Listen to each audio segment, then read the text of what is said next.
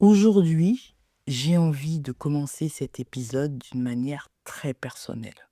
Je suis une femme et je suis sensible à cette journée. Le 8 mars n'est pas seulement une date sur un calendrier.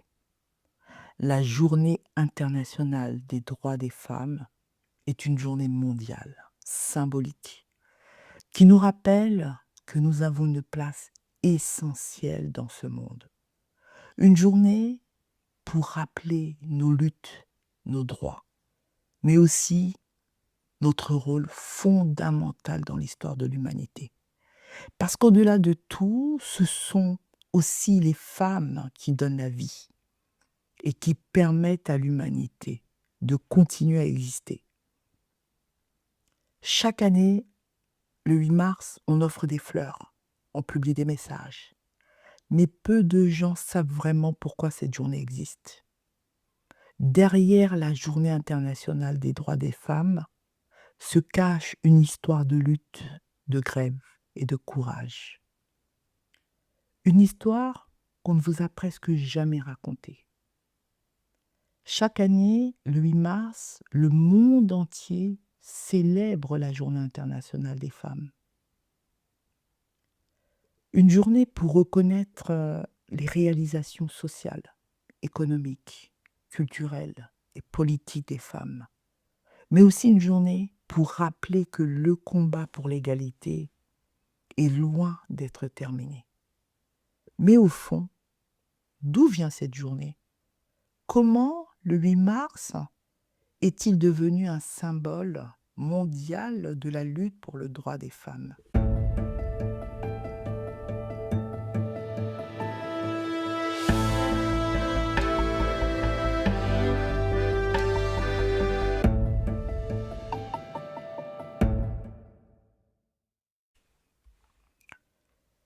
Bienvenue chez YoYo, un espace pour avancer dans sa vie personnelle et professionnelle sans se perdre pas à pas. Aujourd'hui, je vous emmène dans un petit voyage dans le temps pour comprendre la naissance de la Journée internationale des femmes. Pour comprendre son origine, il faut remonter au XXe siècle. À cette époque, le monde est en pleine transformation. Les villes grandissent, les usines tournent à plein régime et les mouvements ouvriers commencent à se faire entendre.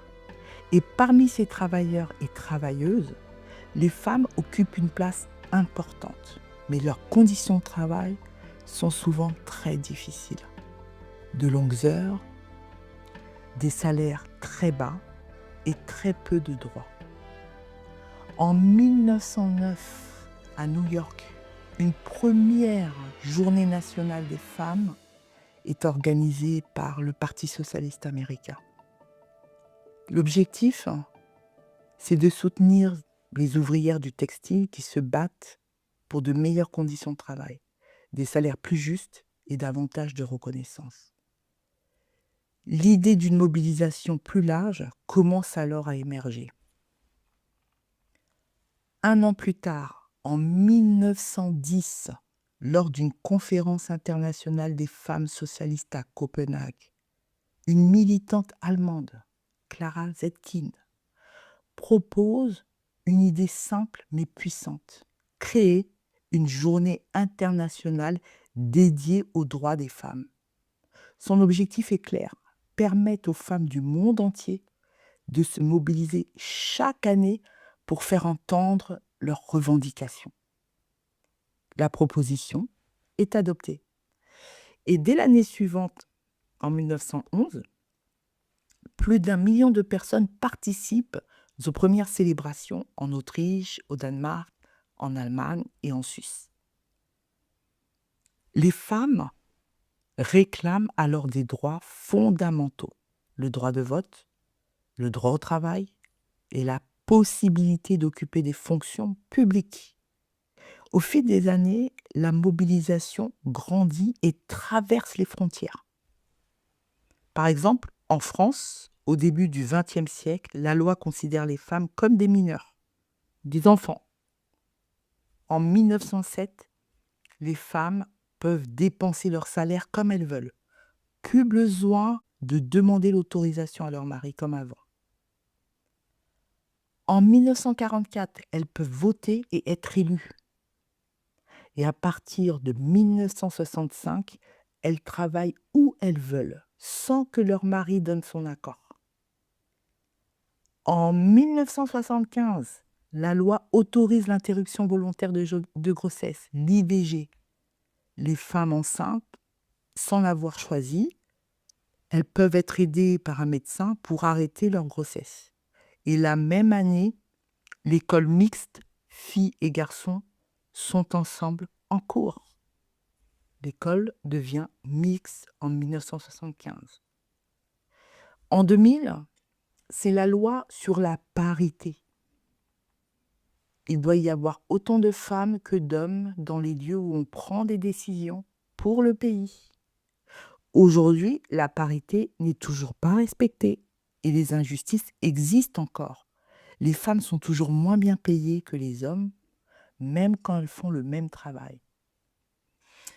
Alors, il faut savoir que c'est en 1975 que l'ONU, l'Organisation des Nations Unies, reconnaît officiellement la Journée internationale des femmes et commence à la célébrer à l'échelle mondiale. Depuis, le 8 mars est devenu un rendez-vous incontournable. Partout dans le monde, cette journée est l'occasion de célébrer les avancées, mais aussi de rappeler les défis qui restent à relever. Car plus d'un siècle après les premières mobilisations, la lutte pour l'égalité continue. Beaucoup de progrès ont été accomplis depuis plus d'un siècle, mais les inégalités persistent encore dans de nombreux domaines. L'égalité salariale, l'accès aux responsabilités, l'éducation ou encore la lutte contre les violences faites aux femmes. Le 8 mars n'est donc pas seulement une journée de célébration, c'est aussi une journée de mobilisation et de réflexion. Un rappel que l'égalité entre les femmes et les hommes reste un objectif à atteindre partout dans le monde. Et finalement, le 8 mars n'est pas seulement une date dans le calendrier, c'est un symbole, un rappel et surtout une invitation à continuer d'avancer. Je vous dis merci pour votre écoute et à très bientôt pour un nouvel épisode.